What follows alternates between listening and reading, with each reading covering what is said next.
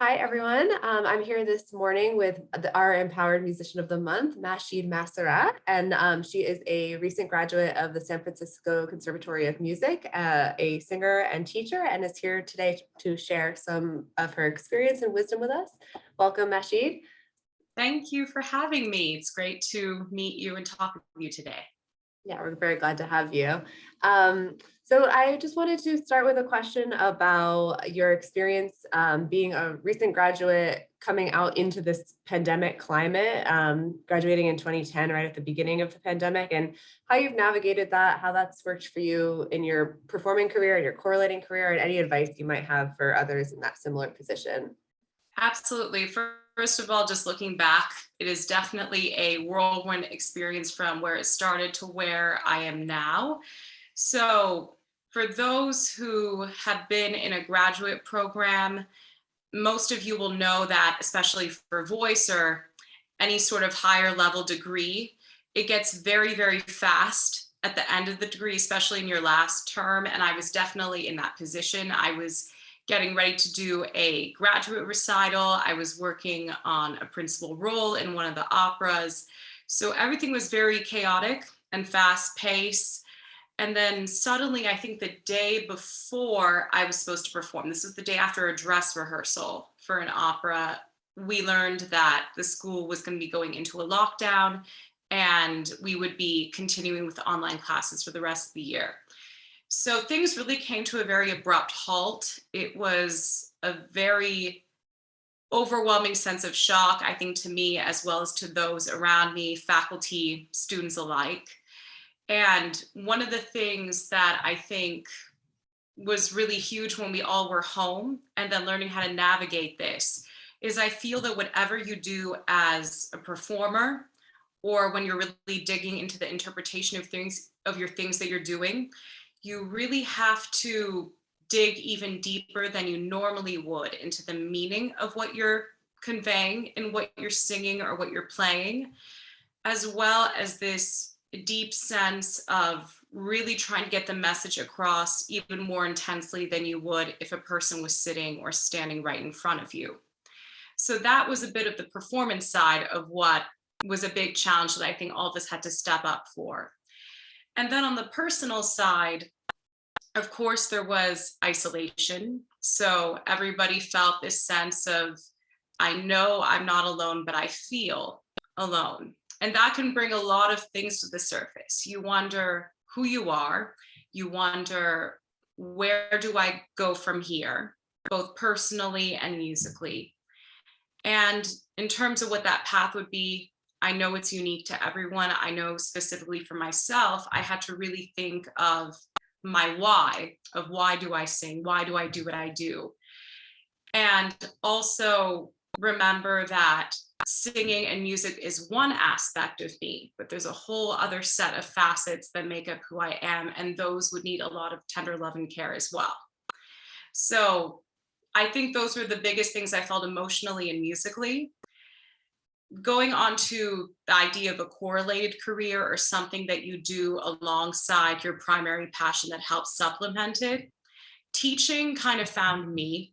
So I was finishing up school. I had a little assistantship that I was able to wrap up in the summer after graduation, but I really didn't know what the next step would be. And I found myself with a teaching offer in my lap to work with a school in California, which I've now been with for 2 years as a lead voice instructor online. And I never knew in a million years that I would suddenly be harnessed with more than 20, sometimes 30 students, and that they would not only gain a lot from learning how to sing, but that I would gain so much. I think it was a good way of camaraderie, both for the teacher and the student relationships that I built, as well as with my colleagues. I think it helped me cement my technique because I had to constantly model over and over again. And I think the biggest thing is it allowed me to feel my feelings as well as encourage my students to allow their feelings to be expressed, whether it was taking a moment in the lesson just to tell me how they were feeling on a given day, or even if they were working on something that they could relate to and saying, okay, this is how you channel it in a healthy way that's going to get you through this, but it's also going to help you sing your piece. So many things. I think this is just a little bit of what it is. Totally.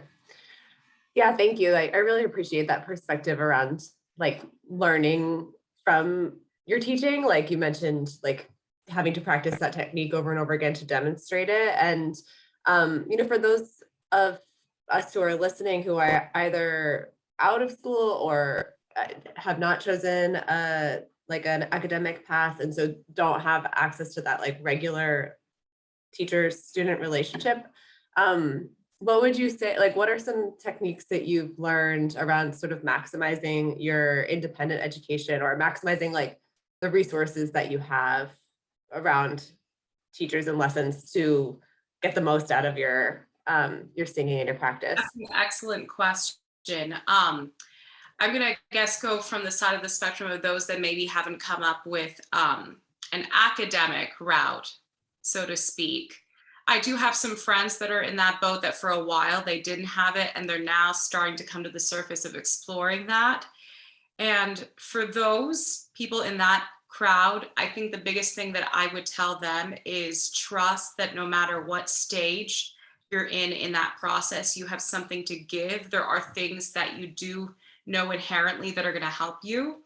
And it's Mhm. just a matter of taking what you could be instructed or what you would be instructed and kind of tailoring it in your mind to something that's going to speak to you and help you hold on to it. So for those that are starting really from the beginning, don't worry. I know you feel very green, but I can assure you there's so many amazing things that you have in you that are going to help you get through this that you might not be fully aware of yet, but it's going to come as you go through the process. Mhm. And then for those like myself that went through an academic program, went through this sort of process, I think what I can say to them is remember that you've gone through a series of years where you've been presented with tools in a variety of different ways. This is now the time to kind of sit, let them digest even a little bit deeper. Because one of the things that I can speak for for myself as well as on the behalf of I'm sure many colleagues and people I know is when you are a student, the rate at which you are receiving information is often faster and quicker Mhm. and in a shorter span than the actual time you will have to sit down and process it. You're very much thinking in real time and doing things in real time on your feet, and that can be very hard. Some of us do it better than others. So use the time to kind of let all the dust settle, review it in your mind a little bit. You don't have to review it all at once, maybe take it day by day and then think, okay, this is what I was told. What part of it speaks to me the most? How can I build on that? And how can I kind of create a way to navigate that where I can be my own teacher, practice from time to time, and monitor how I'm doing with it? I also Mhm. recommend giving yourself lots of pep talks during the practicing process. If you get frustrated, tell yourself to calm down. If you're unsure how to get somewhere with a certain concept, sometimes sleep on it. It Mhm. helps. And in terms of teachers, I can personally say I kept in touch with my teacher through writing a lot. I still do. But in terms of actual lessons, I think my first lessons post pandemic were a year later. So we were Mhm. always talking. I would send her things, but we actually had our Zoom lessons about a year after we had all been home. Mhm. And I recently connected with her to prepare for some audition recordings after 6 months. But because we kept the line of communication open, even if she couldn't hear me every single day, I did keep tabs on how I was doing, how I was feeling. So it wasn't that the door was shut completely. It's just Mhm. that I was using the time in a way that I could conserve without having to spend a ton every week on lessons, but still keep that forward motion in terms of my progress and, of course, the student teacher relationship, because that's important. You want to keep that going, especially at this stage in going into a career after school. Mhm. Yeah, so it sounds like you're saying yeah, keeping the door open on that student teacher relationship, but doing a lot of independent study and an independent encouragement, and then checking in with the teacher when you can, as your budget allows, is can be a way to support yourself. I think that's a good one to kind of send across, because I think, and this is, I guess, kind of part of what we get kind of fed as singers, and I think that's been a thing for a very long time, is we're often told to succeed, we have to give more than 100% of our time, our finances, our dedication. Otherwise, it may not happen. Mhm, And more that I thought about that, especially with this unique situation we're in, I think if anything, the pandemic is showing that that is not necessarily true. You mhm, can take time for yourself. You can budget things out. You can even have other interests that complement or even are completely unrelated, and still produce something great. And mhm, in terms of how that success is weighed out, success doesn't have labels. It's what you consider success. And mhm. I think I'm a firm believer that you're always going forward if you give the necessary input for it. Most of the time, you're going forward, even when you think you're going backwards. Yeah, that's a great thing to remember. I'm sure I can imagine you mentioned like pep talks. That's something I would want to hear in a pep talk of like, even when you think you're not going forward, there's still motion happening. And it can vary. I remember sometimes I would be practicing. I think one of the biggest technical things I was thinking of a lot when I was a student, and I am still working on it, but it's made a lot of progress, is just really taking the time to breathe between Mhm, phrases. Sometimes mhm, we want to be so accurate that we just breathe as quick as we can, and we don't realize that we actually don't have enough breath to get through the phrase.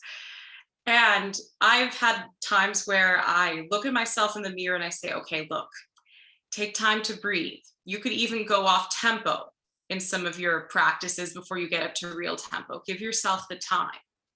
mhm. There's no rush. That seems like related as well to what you were saying of you can take time, like kind of in a more holistic way. You can take time for other interests and other ways of caring for yourself. It's kind of similar, like take that time to breathe and take the time you need in your life to breathe and relax and Create a balance. yeah. Yeah, cool.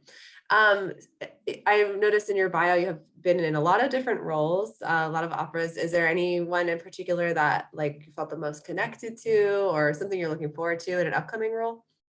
So, in terms of, I guess, roles that I've done in the past, it's really interesting. I was reviewing an aria from one of the roles that I had done in the last couple of years. It was from Giulio Cesare. It was the role of Cornelia. She's the widow of the Roman emperor who gets murdered right at the beginning of the opera.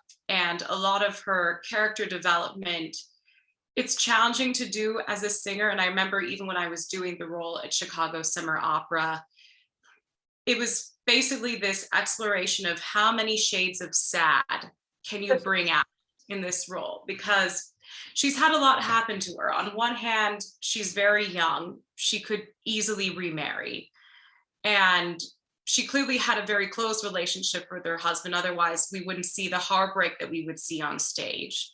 She's suddenly a mother, like a single mother of a very young son that obviously wants to avenge his father's death.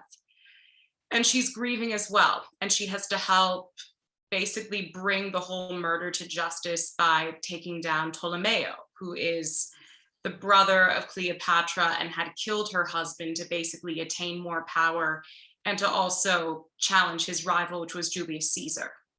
Mhm.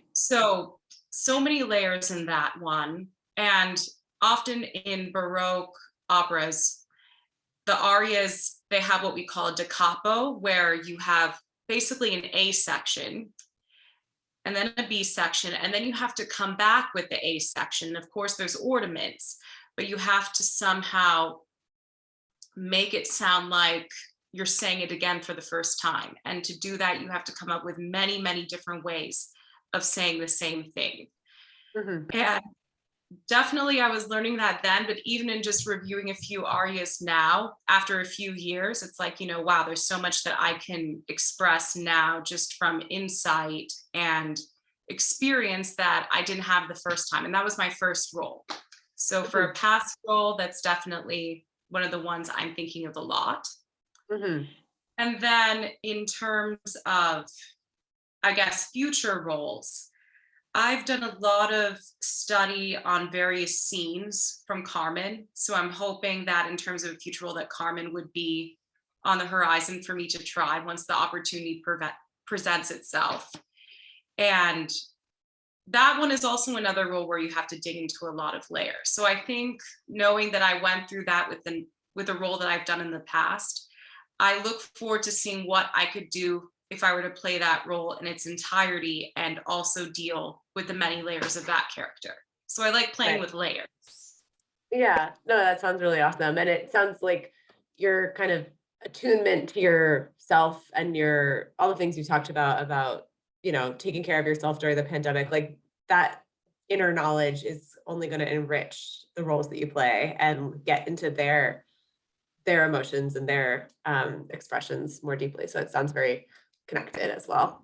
Yeah, Yeah. that's definitely something that time has helped a lot with because, as I said, when you come from such a fast pace Mm, situation and then everything stops, I think the biggest thing that I would tell singers now, especially even after this pandemic, is if you find moments where you can take the time to really delve into everything, mhm. it's going to be really, really fruitful.